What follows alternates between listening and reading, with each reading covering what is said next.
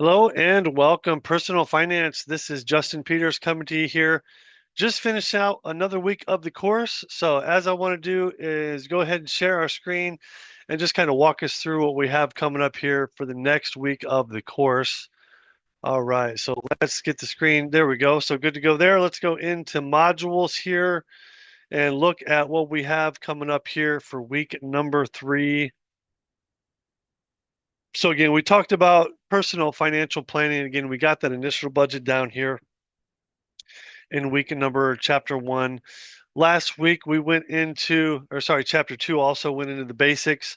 Last week talked about financial statements and just kind of got a quick rundown of some of those. And then we had our first exam of the course. So definitely as that posts, again, I have to do a manual grade on that, but that'll do a significant change for your grade overall, hopefully for the positive there.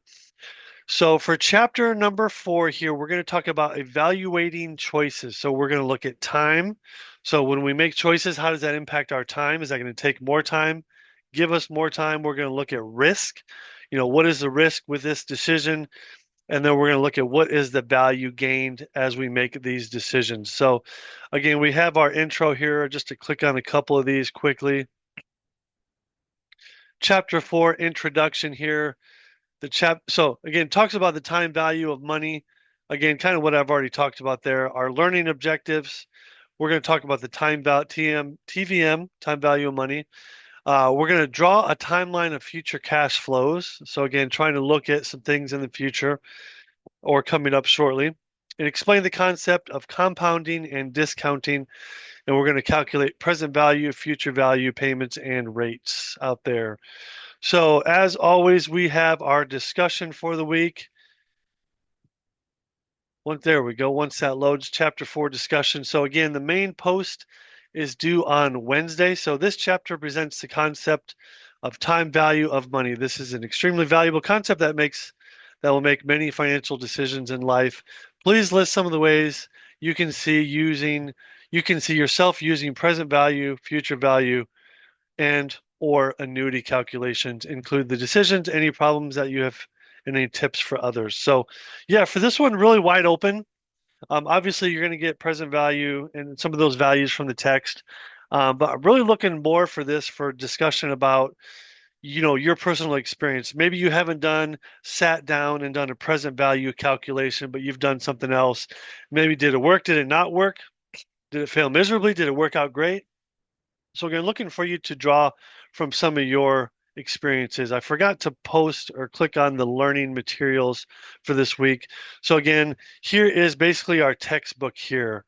So if you click on that, that'll pull that up. We have our slides for chapter 4 and then a couple different videos. This will help you with some calculations on that. But again, here's a link to our textbook for that for chapter 4 of our assignment.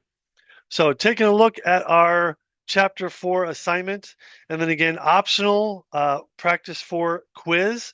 Again, this will be handy as we jump down here to chapter 6 when we have an exam.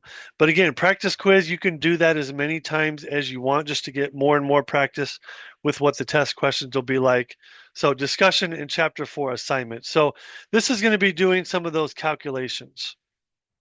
So calculate the answer to a few TVM problems to show that you understand the concepts and are able to apply the realistic solutions in your life.